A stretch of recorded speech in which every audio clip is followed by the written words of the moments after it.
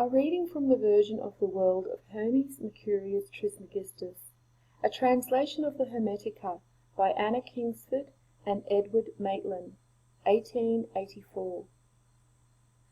Art thou not aware, O Asclepius, that Egypt is the image of heaven, or rather, that it is the projection below of the order of things above? If the truth must be told, this land is indeed the temple of the world. Nevertheless, since sages ought to foresee all things, there is one thing thou must know. A time will come when it will seem that the Egyptians have adored the gods so piously in vain, and that all their holy invocations have been barren and unheeded. Divinity will quit the earth and return to heaven, forsaking Egypt, its ancient abode, and leaving the land widowed of religion and bereft of the presence of the gods. Strangers will fill the earth, and not only will sacred things be neglected, but more dreadful still, religion, piety, and the adoration of the gods will be forbidden and punished by the laws. Then this earth, hallowed by so many shrines and temples, will be filled with sepulchres and with the dead. O Egypt, Egypt, there will remain of thy religions only vague legends which posterity will refuse to believe.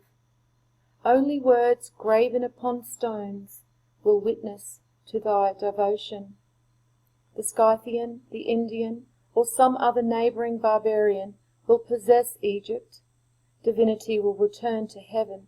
Humanity, thus abandoned, will wholly perish, and Egypt will be left deserted, forsaken of men and of gods.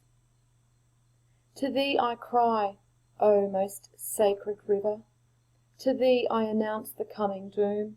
Waves of blood, polluting thy divine waters, shall overflow thy banks. The number of the dead shall surpass that of the living, and if indeed a few inhabitants of the land remain, Egyptians by speech, they will in manners be aliens. Thou weepest, O Asclepius, but yet sadder things than these will come to pass. Egypt will fall into apostasy, the worst of all evils. Egypt, once the holy land, beloved of the gods, and full of devotion for their worship, will become the instrument of perversion, the school of impiety, the type of all violence. Then, filled with disgust for everything, man will no longer feel either admiration or love for the world. He will turn away from this beautiful work, the most perfect alike in the present, the past, and the future.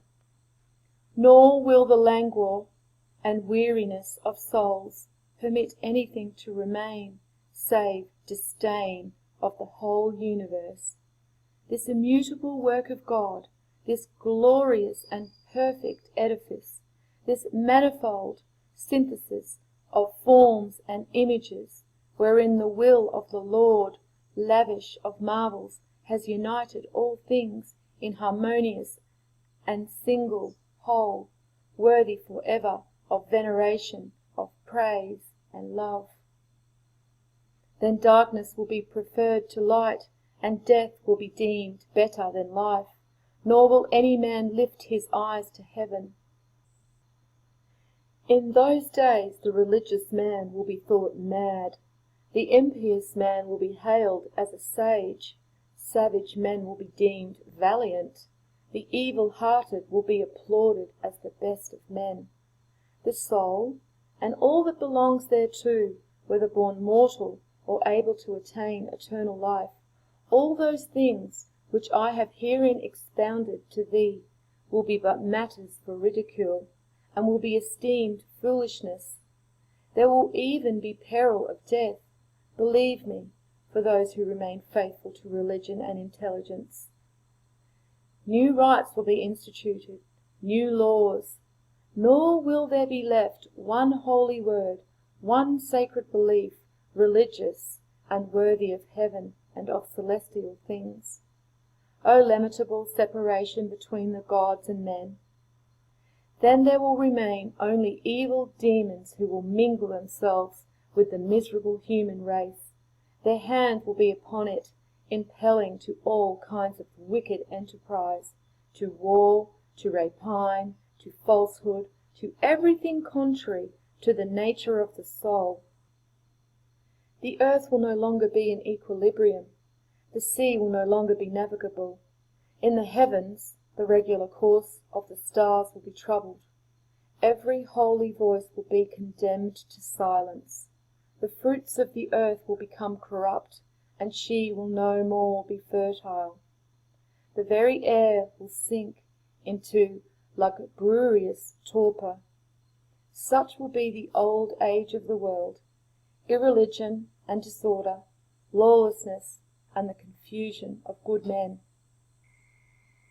When all these things shall be accomplished, O Asclepius, then the Lord and Father, the sovereign God, who rules the wide world, beholding the evil ways and actions of men, will arrest these misfortunes by the exercise of his divine will and goodness.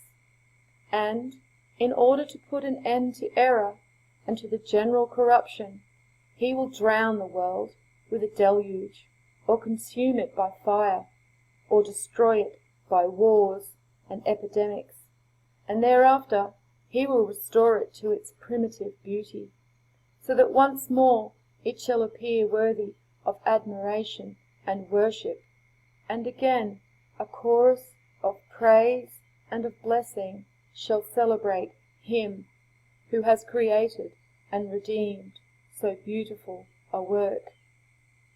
This rebirth of the world, this restoration of all good things, this holy and sacred rehabilitation of nature will take place when the time shall come which is appointed by the divine and ever-eternal will of God, without beginning and always the same.